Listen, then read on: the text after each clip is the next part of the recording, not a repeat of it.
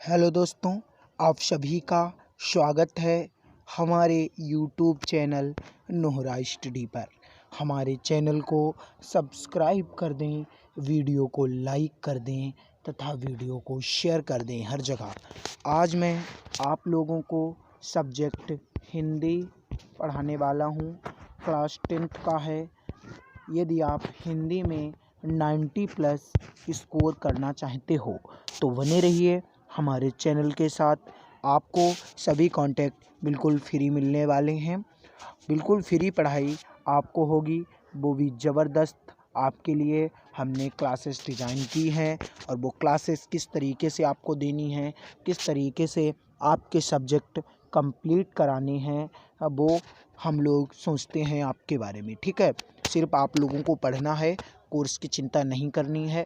Course हम मार्च last तक complete कराने का प्रयास करेंगे। ठीक है, तो बिल्कुल टेंशन फ्री रहिए, बने रहिए हमारे चैनल के साथ। आपको मिलेंगे BBI questions, very important questions board exam 2021 के लिए। यदि आप बोर्ड एग्ज़ाम 2021 में अच्छा स्कोर करना चाहते हो, अपने मम्मी पापा का नाम रोशन करना चाहते हो, तो आप लोगों को पढ़ना होगा। इस चैनल पर आप लोगों को बिल्कुल फ्री में पढ़ाया जा रहा है। ठीक है, तो आप लोगों को यदि PDF चाहते हो तो हमारे नंबर पर संपर्क कर सकते हो। ठीक है, चलिए आज मैं आप लोगों को हिंदी सब्जेक्ट का 2 नंबर पक्का कराने वाला हूँ। 2 नंबर पक्का मैं कराने वाला हूँ। तो क्या है, आइए देखते हैं।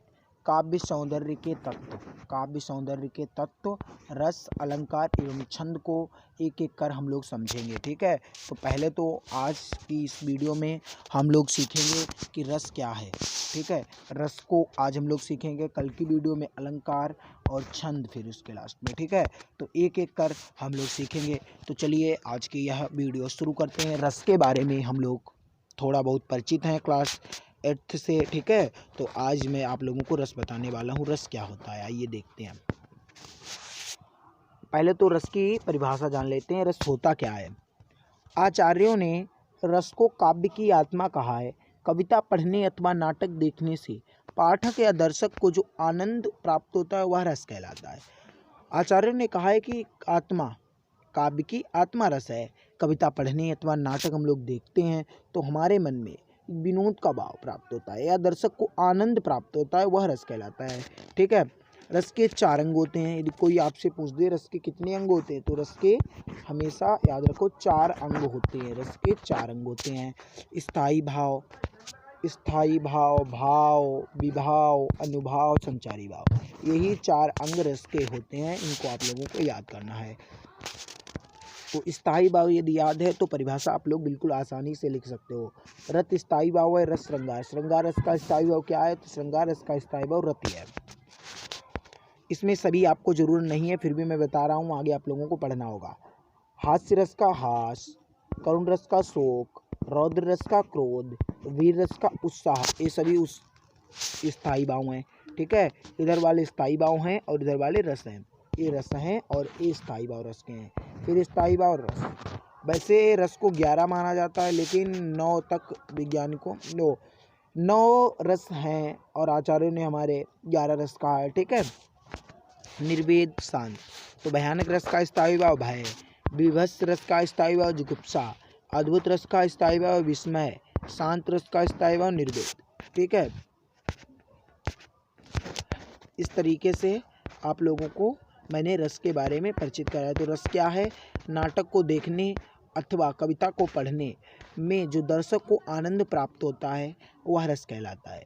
जैसे हम नाटक को देखते हैं तो हमें एक आनंद सा महसूस होता है, हमें आनंद की अनुभूति होती है, वही क्या कहलाता है, रस कहलाता है गाइस। ठीक है गाइस, बढ़ते हैं रस के प्रकार पर।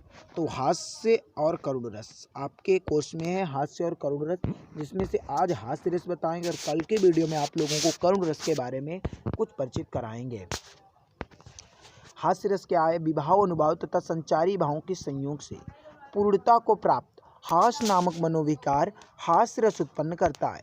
विकृत रूप, आकार, भेषवाणी और चेष्टाओं को देखकर हास्य नामक मनोविकार के परिपष्ट होने पर हास्य रस की उत्पत्ति होती है।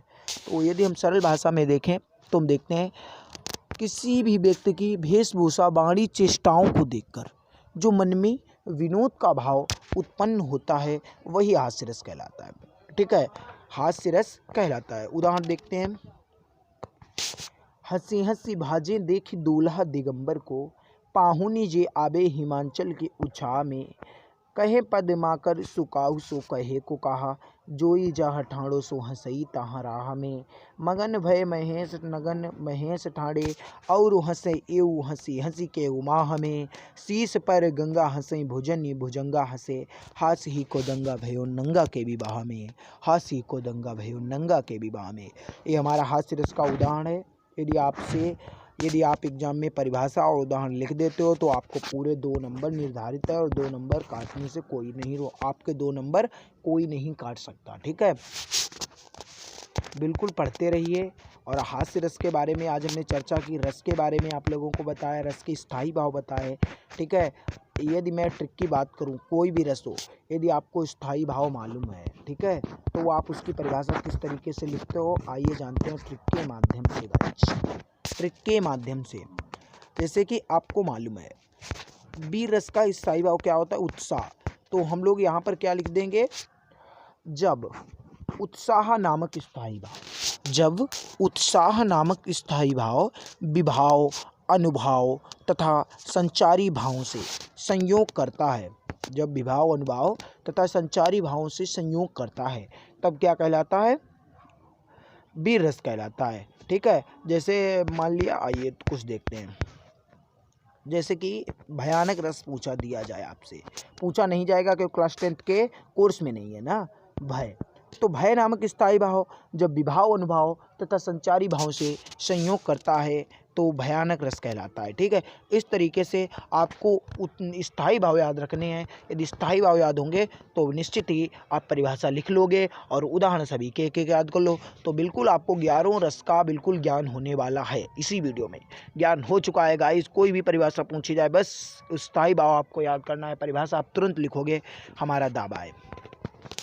श्रृंगार रस जब रति नामक स्थायी भाव विभाव अनुभाव तथा संचारी भावों से संयोग करता है, श्रृंगार रस कहलाता है। ठीक है, इस तरीके से। और जब हास्य रस क्या है, जब किसी व्यक्ति की वेशभूषा बाड़ी चेष्टाओं को देखकर मन में विनोद का भाव उत्पन्न होता है, हास्य रस कहलाता है। ठीक है, उदाहरण ये है और उदाहरण बहुत से हैं, जैसे कि ग्लैमर पे बैठी लीड कान माँ लगाई के, हमने स्वयं लिखा है, स्वरचित कविता है हमारी, कि ग्लैमर पे बैठ लीड कान माँ लगाई के, हिंडल को छोड़ी सब की रेस जाई रहे, सामने से आबा ट्रक उड़े फुटबॉल जैसे, उनके मुँह के 32 दांत उखड़ गए, अपना पड़े हैं दोना मोटरसाइकिल चौकोना, सड़क पर पड़े भाई हाई हाई कर रहे, सड़क पे बढ़े भाई हाई हाई कर रहे। इस टाइप से आप कोई भी उदाहरण लिख सकते हो, हास्य रस का होना चाहिए। ठीक है, बिल्कुल आपको टेंशन नहीं लेनी है, एग्जाम में अपना बेस्ट देना है, अच्छा प्रदर्शन करना है। तो बने रहिए हमारे चैनल के साथ, आपको बिल्कुल सब फ्री कंटेक्ट कराया जाएगा, बिल्कुल फ्री में आपको प्रोवाइड कराएंगे हम लोग। तो आज मैंने रस पढ़ाए, फिर अलंकार छंद, आपको हिंदी ग्रामर पूरी कंप्लीट कराने वाले हम लोग हैं। ठीक है, आप लोगों के लिए जो क्लासेस हैं वो हम लोगों ने डिज़ाइन कर ली हैं।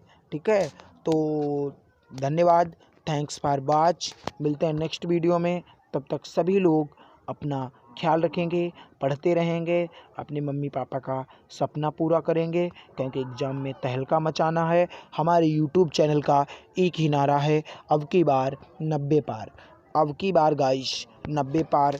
देखते हैं हमारे कितने स्टूडेंट हमें 90+ मार्क्स देते हैं साइंस, हिंदी और मैथमेटिक्स में। ठीक है, 3 सब्जेक्टों में मुझे नंबर आप लोगों से चाहिए, हिंदी, इंग्लिश, सोशल साइंस। ठीक है, लगभग 4 सब्जेक्टों में, इंग्लिश छोड़ दीजिए आप, इंग्लिश में मैं नहीं कह रहा हूँ, तो आप लोगों को साइंस, बाकी जो सब्जेक्ट बच रहे हैं उनमें मुझे 90+ ला के दिखाओ, 85 तो होनी ही चाहिए। तो मैं मानूंगा कि आप लोग पढ़ाई करते हो, मेरी बातों का कुछ असर पड़ा। तो बिल्कुल पढ़िए एकदम कॉन्फिडेंस के साथ, एकदम पूरी जी जान लगा दीजिए, क्योंकि इन 2 महीनों से आपका बहुत बढ़िया हो सकता है।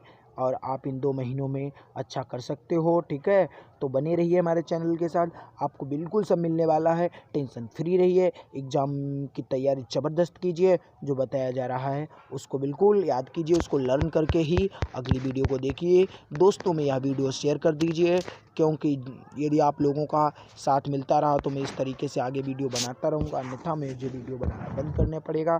तो धन्यवाद, थैंक्स फॉर वॉच। मिलते हैं नेक्स्ट वीडियो में, तब तक अपना ख्याल रखिए, बाय बाय।